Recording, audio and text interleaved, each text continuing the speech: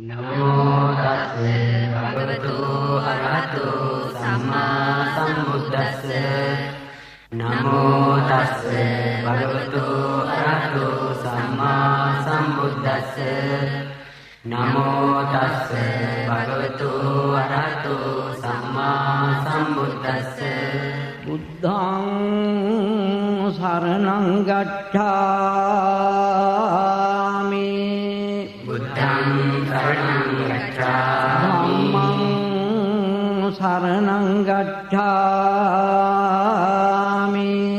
धम्मं शरणं गच्छामि शरणं गच्छामि संघं शरणं गच्छामि द्वितीयंपि बुद्धं शरणं गच्छामि द्वितीयंपि बुद्धं शरणं गच्छामि द्वितीयंपि धम्मं शरणं गच्छामि द्वितीयंपि धम्मं शरणं गच्छामि द्वितीयंपि संघं शरणं गच्छामि द्वितीयंपि संघं शरणं गच्छामि तृतीयंपि बुद्धं शरणं गच्छामि तृतीयंपि बुद्धं शरणं गच्छामि तृतीयंपि धम्मं शरणं गच्छामि तृतीयंपि धम्मं शरणं गच्छामि तृतीयंपि संघं शरणं गच्छामि तृतीयंपि संघं शरणं गच्छामि पाणातिपाता वैरमणि सिक्खापदं समादियामि पाणातिपाता वैरमणि सिक्खापदं अदीनादाना वैरमणि सिक्खापदं समादियामि अदीनादाना वैरमणि सिक्खापदं समादियामि कामेषु मिथ्याचारा वैरमणि सिक्खापदं समादियामि कामेषु मिथ्याचारा वैरमणि सिक्खापदं समादियामि मुसावादा वैरमणि सिक्खापदं समादियामि मुसावादा वैरमणि सिक्खापदं समादियामि रामेरय मज्जपमादट्टाना वैरमणि सिक्खापदं समादियामि सुरामेरे मज्जपमादट्टाना वैरमणि सिक्खापदं समादियामि साधु साधु नमो तस्से भगवतो अरहतो सम्मा सम्बुद्धस्से नमो तस्से भगवतो अरहतो सम्मा सम्बुद्धस्से नमो तस्से भगवतो अरहतो सम्मा सम्बुद्धस्से इतिपिसो भगवान् सम्मा सम्बुद्धो विद्याचरण सम्पन्नो सुगतो लोकविदो अनुत्तरो पुरुषधर्मसारथि रत्ता देवमनुष्याणां बुद्धो भगवति वाक्कातो भगवता धम्मो संवित्तिको अकालिको एहिपस्सिको अनैको पश्चात्तं वेदितव्यो भिन्नो पटिपन्नो भगवतो सावक පටිපන්නෝ භගවතෝ සාවක සංඝෝ ඥාය පටිපන්නෝ භගවතෝ සාවක සංඝෝ යති සංචත්තාරි පුරිස යුගානි අට්ඨ පුරිස පුග්ගලා ඒස භගවතෝ සාවක සංඝෝ ආහුනේයෝ පාහුනේයෝ දක්ඛිනේයෝ අංජලි කරණීයෝ අනුත්තරං පුඤ්ඤක්ඛෙත්තං ලෝකස්සාදී තේන ලච්ඡ වජ්ජේන හෝතු තේ ජය මංගලං හේතේන ලච්ඡ වජ්ජේන හෝතු තේ ජය මංගලං හේතේන ලච්ඡ වජ්ජේන හෝතු තේ ජය මංගලං සමපිනිම්මිත සායුධං තං දිරිමේ කරං මුදිත ගෝර සදේන මාලං දානාදි ධම්ම විදිනා ජිතවා මුනින්දෝ තං තේජසා භවතු තේජය මංගලානි මාරාදිරේකමබියොජ්ජිත සබ්බරත්තිං ගෝරම් මක්කමතද්දයක්කං අන්තිසු දන්ත විදිනා ජිතවා මුනින්දෝ තං තේජසා භවතු තේජය මංගලානි නාලාගිරිං ගජවරං අතිමත්ත භූතං දාවග්ගි චක්‍රමසනීව සුදාරුණං ධම්මෙත්තං බුදේක විදිනා ජිතවා මුනින්දෝ තං තේජසා භවතු තේජය මංගලානි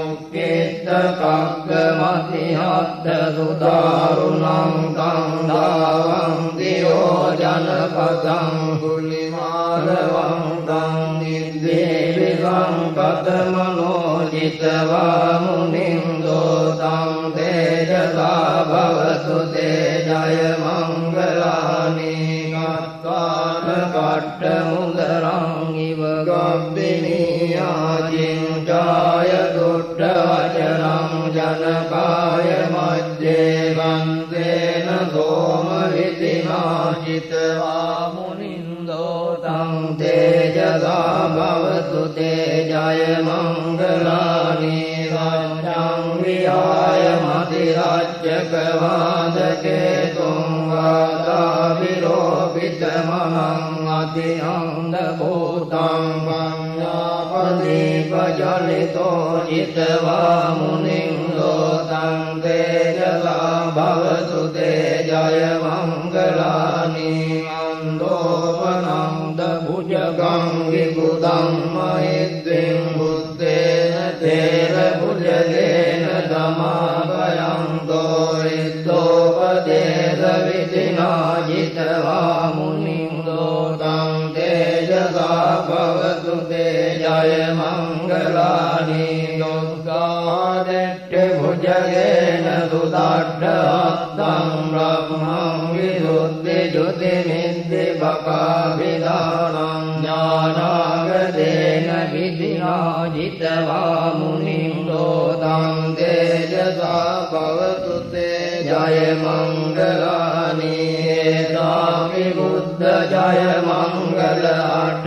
අට්ඨගාතායෝ වාචකෝ දින දිනේ සරදේ මතන්ති හිත්වානනේක විවිධානි ජුපද්දවානි මොක්ඛං සුඛං අධිගමේය නරෝ සපඤ්ඤෝ එවං මේ සුතං ඒකං සමයං භගවා සාවත්තියං විහරති චේතවනේ අනාථ පිණ්ඩිකස්ස ආරාමේ අද්දකෝ අඤ්ඤතරා දේවතා වික්ඛං කාය රත්තියා වික්ඛං දවංනා කේවල කප්පං ජේතවනං ඕපාදෙත්වා යේන භගවා තේන උපසංකමි උපසංකමිත්වා भगवन्तं अभिवादित्वा एकमन्तं अट्टादि एकमन्तं पिता कोदा देवता भगवन्तं गाताय अजभागी बहुदेवा मनुष्या च मङ्गलानि अचिन्तयुं आकङ्कमानावुत्थानं ब्रूहि मङ्गलमुत्तमं असेवना च बालानां पण्डितानां च सेवना पूजा च पूजनीयानां एतं मङ्गलमुत्तमं पतिरूपदेशवालो च भुव्येश कथपुण्यतात्तगम्मा पण्डिति च एतं मङ्गलमुत्तमं बाहुदाच्चं च दिप्पं च विनयो च सुशिक्षितो सुभाषिता च या वाचा एतं मङ्गलमुत्तमं मातापितो उपट्टानं बुद्धदारस्वसङ्गो अनाकुला च कम्मङ्का एतं मङ्गलमुत्तमं मानं च धम्मचर्या च ज्ञातकानं च सङ्गो अनवज्यानि कर्माणि एतं मङ्गलमुत्तमं आरति विरति पापमज्जपाला च संयमो अपमादो च धम्मेषु एतं मङ्गलमुत्तमं गारवो च निवातो च सन्तुष्टे च कथं नुता कालेन धम्मश्रवणं एतं मङ्गलमुत्तमं कान्ति च गोवचस्तथा समनानं च दर्शनं कालेन धम्मसागच्छा एतं मङ्गलमुत्तमं तपो च ब्रह्मचर्या च हरियदाख्यानदर्शनं निब्बाणसच्चिकिर्या च एतं मङ्गलमुत्तमं पुट्टस्सलोकधम्मे चित्तं यक्षणकं प्रति अशोकं विरजं क्षेमं एतं मङ्गलमुत्तमं एतानि तानि गत्वान् रब्बद्धमपराजिता रब्बद्धमुक्तिं गच्छन्ति तं तेषां मङ्गलमुत्तमं तेन सत्यवज्येन होतु ते जयमङ्गलम् एतेन सत्यवज्येन होतु ते जयमङ्गलम् एतेन सत्यवज्येन होतु ते जयमङ्गलम् यानि भूतानि समागतानि भुम्मानि वायानि वहन्तरिक्षे सभ्येव भूता सुमना भवन्तु अतो विदक्कच्च सुनन्तु भासितं तस्मानि भूतानि सामेत सभ्ये मित्तं करोत मानुष्यापजाय दिवाच रत्तो च हरन्ति ये बलिं तस्माहिने रक्षत अप्रमत्तायं किञ्चिवित्तं हितवाहुरं वादग्गे सुवायं रतनं पनीतं ननो समं अद्धि तथागतेन इदं विबुद्धे रतनं पनीतं एतेन राज्येन सुहस्तिरोधोभयं विरागम् अमृतं पनीतं यदज्जगादक्य मुनिरमाहितो न तेन धम्मेन समस्ति किञ्चिदं विदं मे रत्नं पनीतं एतेन राज्येन सुहस्तिरोधोऽयं बुद्धविष्ठो परिवन्नये रुचिं समाधिमानं दरिकन्यमाहो रमाधिना तेन समो न विद्यते विदं मे रत्नं पनीतं एतेन सच्चेन सुहस्तिरोधो ये पुग्गला अष्टशतं प्रसत्ता चत्वारि एतानि युगानि हुन्ते ते दक्षिणेया सुगतस्सभावकाये ते सुदिङ्नानि महापदानि ඉදම්පි සංඝේ රතනං පනිතං ඒතේන රාජ්‍යේන සුවද්දියෝ දෝයේ දුප්පයොත්තා මනසා දල්ලේන නික්ඛාමිනෝ ගෝතම සාසනම් මේ දේවද්දිපත්තා අමතං විගය්‍ය ලද්දා මුදා නිබ්බුතින් පුඤ්ඤමානා ඉදම්පි සංඝේ රතනං පනිතං ඒතේන සච්චේන සුවද්දියෝ දෝයතින්ද කීලෝ පඨවින් විතෝ දියා චතුබ්බිවා දේවි අසම්පකම්පියෝ තතෝපමං සක්කුරිසං වදාමි යෝ අරිය සත්‍යානි අවෙජ්ජ පස්සදේ ඉදම්පි සංඝේ රතනං පනිතං ඒතේන සච්චේන සුවද්දියෝ දෝයේ අවිරච්ඡානි විභාවයන්ති ගම්බීර පඤ්ඤේන සුදේසිතානි කිං චාපිතේ හොන්දේ භුසප්පවත්තානතේ භවං අට්ඨමං ආදියන්ති ඉදම්පි සංඝේ රතනං පනිතං ඒතේන සච්චේන සුවද්දියෝ දෝවස්සදස්සන සම්පදාය තයසු ධම්මා ජයිතා භවන්ති රක්ඛාය දිට්ඨි විචිකිච්ඡිතං ච සීලබ්බතං වාපි අදද්දි කිංචේ චතෝ අපායේ හිත විප්පමුත්තෝ චචාපිතානානි අබබ්බෝ පාතුං ඉදම්පි සංඝේ රතනං පනිතං ඒතේන සච්චේන සුවද්දියෝ දෝකිංචාපිතෝ කම්මං කරෝති පාපකං කායේන වාචා උදචේතසාවා අබබ්බෝ සෝතස්ස පටිච්චාදාය අබබ්බතා දිට්ඨ පදස්ස හොද්දා ඉදම්පි සංඝේ රතනං පනිතං ඒතේන සච්චේන සුවද්දියෝ දෝනප්පගුම්බේ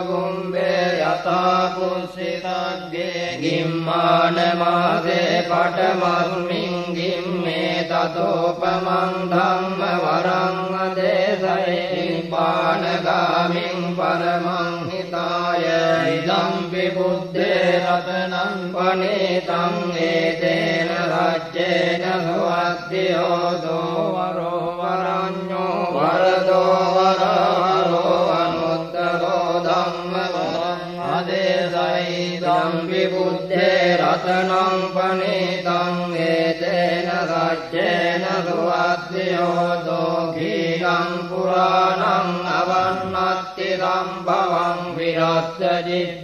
චිත්තායතිකේ භවස්මින් දේකීන බීජා විරුණිච්ඡං දානිප්පන්ති ධීරායතායං පදේකෝ ඉදම්පි සංඝේ රතනං පනිතං ඒතේන රාජ්‍යේන සුවද්දියෝ දෝයානිද භූතානි සමාගතානි බුම්මානි වායානි වහන්තලෙක්කේ තථාගතං දේව මනුස්ස පූජිතං බුද්ධං නමස්සාම සුවද්දියෝ දෝයානිද භූතානි සමාගතානි බුම්මානි වායානි වහන්තලෙක්කේ තථාගතං දේව මනුස්ස පූජිතං ධම්මං නමස්සාම සුවද්දියෝ දෝයානිද භූතානි සමාගතානි බුම්මානි වායානි වහන්තලෙක්කේ තථාගතං දේව මනුස්ස පූජිතං සංඝං නමස්සාම සුවද්දියෝ දෝයේන සච්ච වජ්ජේන දුක්ඛවෝපගමින්තු තේතේන සච්ච වජ්ජේන භයෝපගමින්තු තේතේන සච්ච වජ්ජේන රෝගෝපගමින්තු තේ සාදු සාදු සාදු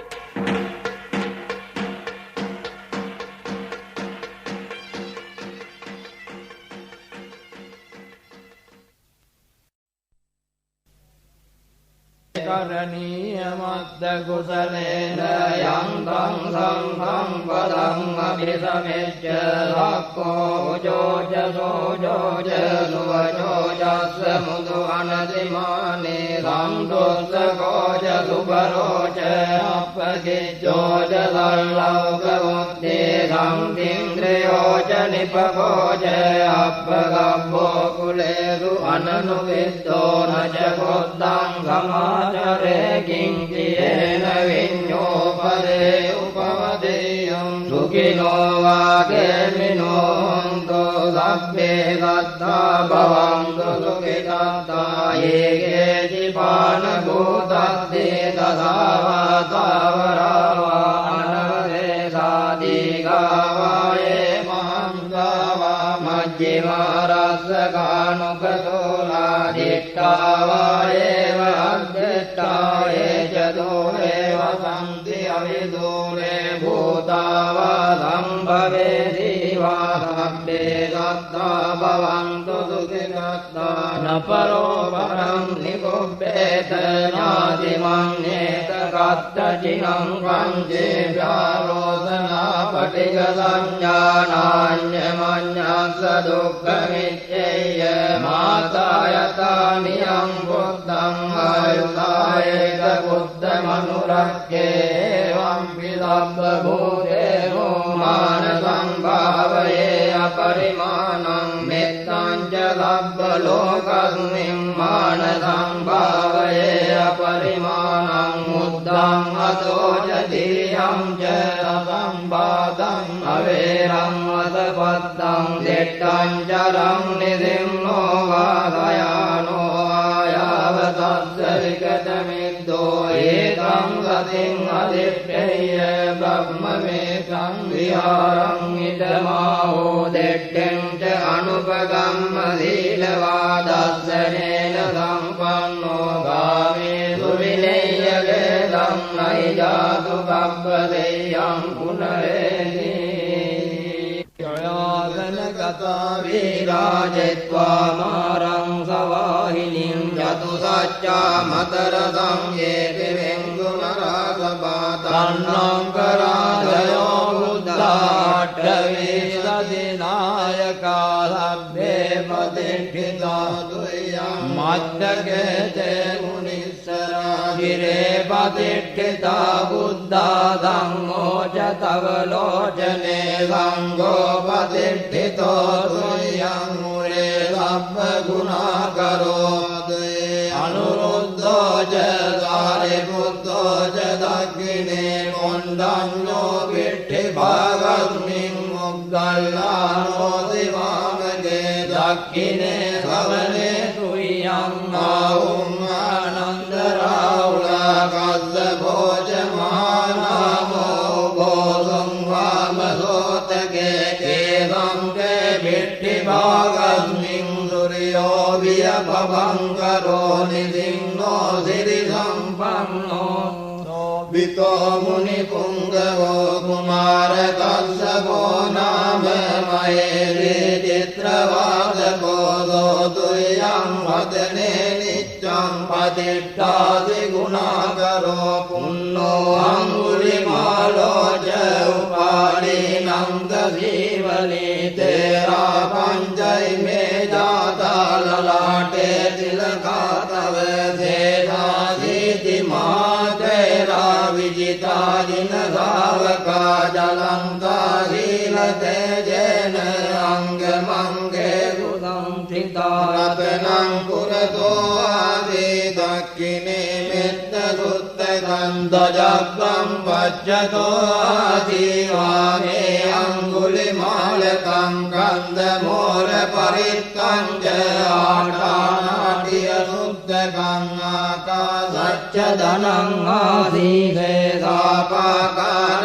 සංගිතා දිනානා බල සංයුත්තේ ධම්මපාකාර ලංකතේ වසතෝ තේ චතු කිච්ඡේන සදා සම්බුද්ධ පංජරේ වාත පිත්තාදි සංජාතා බාහිරජ්ජතු බද්දවා අසේසා විලයං යං දෝ අනන්ත ගුණ තේජසා දින පංජර මජ්ජ යට්ටං විහරන්තං අහිතලේ සදා පාලෙන්තු ත්වං සබ්බේ දේවා පුරිසාසපායිච්චේව මච්ඡන්ත කතෝ සුරක්ඛෝ ජිනානුභාවේන ජිතෝපපද්දෝ බුද්ධානුභාවේන අතානි සංඝෝ චරානි ලද්දම් අනුභාව පාලිකෝ ඉච්ඡේව මච්ඡන්ත කතෝ සුරක්ඛෝ ජිනානුභාවේන ජිතෝපපද්දෝ ධම්මානුභාවේන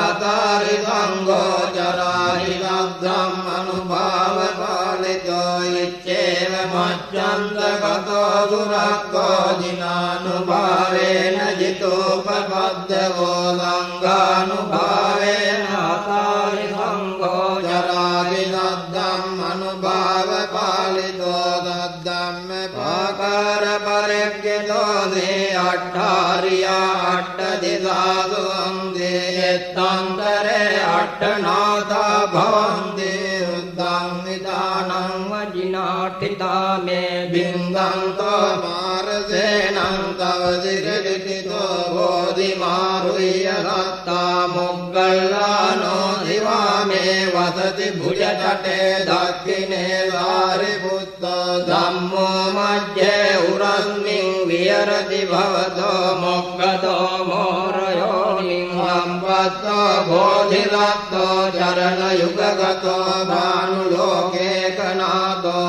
සබ්බාව මංගල මුපද්දව දුම් නිමිත්තං සබ්බීති රෝගගාදෝ සමදේතනින්දා සබ්බංකරාය භයලොස්සුපිනං අකංකං බුද්ධානුභාව පවරේන පයාතුනාසං සබ්බාව මංගල මුපද්දව දුම් නිමිත්තං සබ්බීති රෝගගාදෝ සමදේතනින්දා සබ්බංකරාය භයලොස්සුපිනං අකංකං ධම්මානුභාව පවරේන පයාතුනාසං සබ්බාව මංගල මුපද්දව දුම් නිමිත්තං සබ්බීති රෝගගාදෝ සමදේතනින්දා සබ්බංකරාය භයදොස්සුපිනං අකංකං සංඝානුභාව පවරේන පයාතුනාසං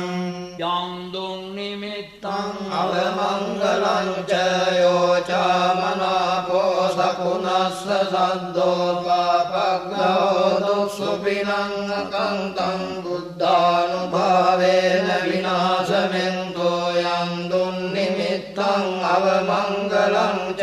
යෝචාමනාපෝ සකුණස්ස සද්දෝ පාපග්ගෝ දුස්සුපිනං අකංකං ධම්මානුභාවේන විනාශමෙන්තෝ යං දුම් නිමිත්තං අවමංගලං ච යෝචාමනාපෝ සකුණස්ස සද්දෝ පාපග්ගෝ දුස්සුපිනං අකංකං රංගානුභාවේන විනාශමෙන්තෝ දුක්ඛප්පත්තාච නිදුක්ඛා භයප්පත්තාච නිබ්බයා ශෝකප්පත්තාච නිස්සෝකා හොන්තු සබ්බේපි පානිනෝ සම්පේසු චක්කවාලේසු යක්ඛා දේවාච බ්‍රහ්මනෝ යං අම්මේහි පතං පුඤ්ඤං සබ්බ සම්පත්ති සාධකං සබ්බේතං අනුමෝදිत्वा සමග්ග සාසනේන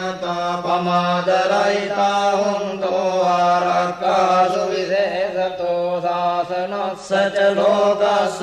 උද්දේ භවතු සබ්බදා සාසනං පිච ලෝකං ච දේවා රක්ඛන්තු සබ්බදා සත්තිං හොන්තු සුඛී සබ්බේ පරිවාරේ යත්තනෝ අනේකා සුමනා හොන්තෝ සබ්බේ ඥාතිභී රාජතෝ වා චෝරතෝ වා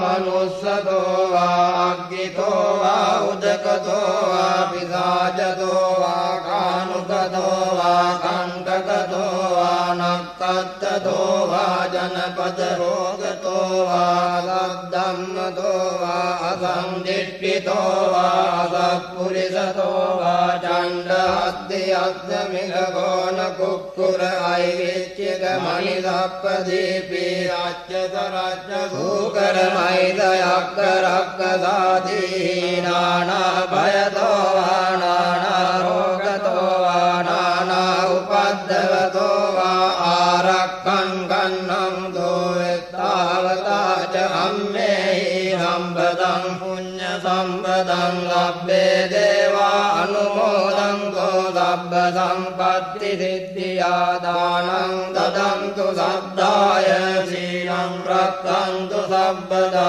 भावना विरता हन्तो गच्छन्तु देवता गता लब्धे बुद्धा बलपत्ता पच्चे गानं च यं बलं अरहन्तानं च तेजेन रक्तं बन्धामि सब्बदो लब्धे बुद्धा बलपत्ता पच्चे गानं च यं बलं अरहन्तानं च तेजेन रक्तं बन्धामि सब्बदो लब्धे बुद्धा बलपत्ता पच्चे गानं च यं बलं अरहन्तानं च तेजेन रक्तं बन्धामि सब्बदो नागादट्टा च भुम्मट्टा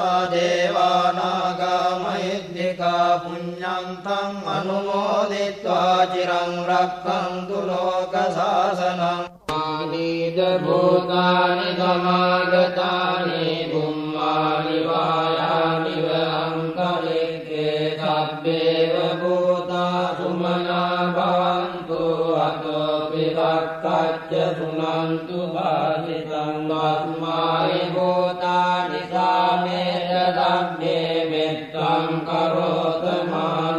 मानुषीयापदाय दिवा च रक्तो च हरन्त्ये बलिं तस्मायिने रक्षत अपनत्तायं किञ्चित्तं इदवापुरं वा दग्धे सुवायं रत्नं पनीतं ननो समं भक्ति तथागतेन इदं विबुद्धे रत्नं पनीतं एतेन सत्येन सुवाच्ययोतो भयं विरागं अमतं पनीतं यदज्जनागक्यमुनिसमाहितो न तेन धम्मेन रमत्ति किञ्चिदम्पि धम्मे रत्नं पनीतं एतेन सत्येन सुवाच्ययोतो यं बुद्धदृष्टो परिवर्णये श्रुतिं समाधिमानन्तरिकन्यमाहो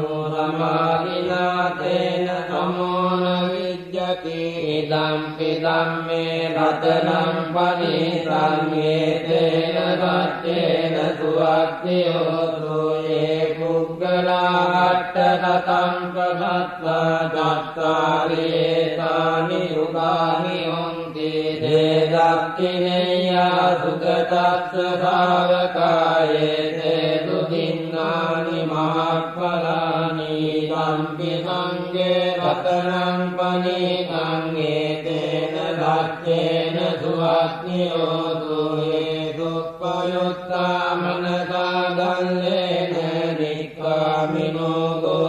गौतमसाधनं नीते पत्तिपत्ता अमतं विगाय लद्धा मुदा निभृतिं भुञ्जमाना इदम्पि सङ्गे रत्नं पनीतं एतेन सत्येन सुवाच्ययोतो यतिन्दकीलो पटलिङ्गितो दिया चतुर्विवादे विहसम्पकम्पियो ततोपमं सत्पुरुषं वदामि यो अरियसत्यानि अवेच्च पश्यति इदम्पि सङ्गे रत्नं पनीतं एतेन सत्येन सुवाच्ययोतो ये अरियसत्यानि विभावयन्ति गम्भीरपण्येन सुदेशितानि किञ्चापि ते वन्ति पुषप्पमत्कनते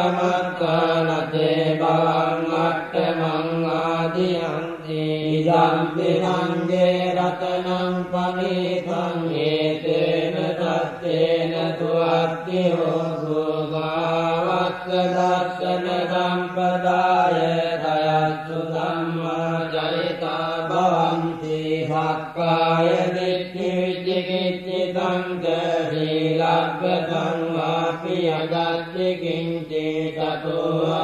ये च विश्वमुत्तो जजाभिधानानि अभवोकातुं इदं विदङ्गे रतनं पनीतं एतेन सत्येन सुवत्तिरोधो किञ्चापि लोकम्मं करोति पापकं कायेन वाचा उदचेतसा वा अभवोऽसो तस्य पटिच्छादाय अभवदादित्य पदस्य उद्धायितं विदङ्गे रतनं पनीतं एतेन सत्येन सुवर्तिरोधो अनप्पकुम्भे यथा पुस्सितग्गे निम्मानवासे पटमस्मिन् किम्मे ततोपमं धम्मवरं अदेशै निब्बानगामिं परमं निकाय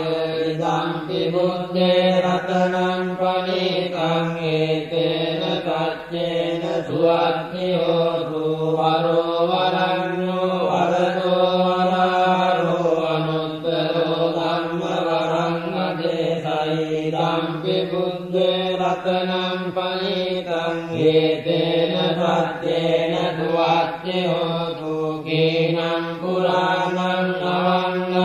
सम्भवं विरक्त चित्तायतिके भवस्मिन् वेदीन बीजा अविरुल्लितं दानिब्बन्ति धीरायतायं पदेको इदं विदङ्गे रतनं पनीतं एतेन सत्येन सुवर्तिरोधो यानि जगोतानि समागतानि पुम्मानि वायानि वरन्तलिके तथागतं देव मनुष्यपूजितं बुद्धं नमस्तामि सुवर्तिरोधो यानि भूतानि समागतानि पुम्मानि वायानि वरन्तलिके तथागतं देव मनुष्यपूजितं धम्मं नमस्तामि सुवर्तिरोधो यानि भूतानि समागतानि पुम्मानि वायानि वरन्तलिके तथागतं देव मनुष्यपूजितं संඝं नमस्तामि सुवर्तिरोधो एतेन सत्यवज्येन दुःखं विनश्यतु एतेन सत्यवज्येन सर्वभयो विनश्यतु एतेन सत्यवज्येन सर्वरोगो विनश्यतु मरणीयमत्तकुशलेन यन्तं तं पदम् अभिसमेत्य भक्तो च सोजो च सुवचो चक्षमुदुहरिमानि सन्तोषको च सुभरो च अप्पगिच्चो च सल्लौकवृत्तिगं इन्द्रियो च निपको च सप्तगर्भो कुलेषु अननुगिद्धो न च बुद्धं समाचरे किञ्चेन विन्यो परे उपवदेयं सुखिनो वाकेमिनो हन्तु सर्वे सत्ता भवन्तु सुखितस्ता ये केचिपानभूतस्ते तथा वातावरावानवदेशानि गावाये महान्तावा मध्यमारक्षकानुकतोलादित्तावायेव अद्यत्ताये च दूरे वसन्ति अविदूरे भूतावादं भवेति वादम्ये भक्ता भवन्तु सुखितस्ता न परो परं निमुग्धेत नातिमन्येत भक्तजिनं कंसीगारोधना पठितकं ज्ञानान्यमन्यसदुःखमिच्चय्य मातायतानि पुत्रं आयुधा एकपुत्रमनुरक्ष्ये एवंपि सर्वभूतेषु मानसंभावये अपरिमाणं मित्रं च सर्वलोकस्मिन् मानसंभावये अपरिमाणं बुद्धं मदो च तिर्यं च සම්බාධං අවේරං අසපත්තං දිට්ඨං චරං විදින්නෝ වාසයානෝ ආයාව තස්ස විගත මිද්දෝ ඒතං සතින් අනික්ඛේය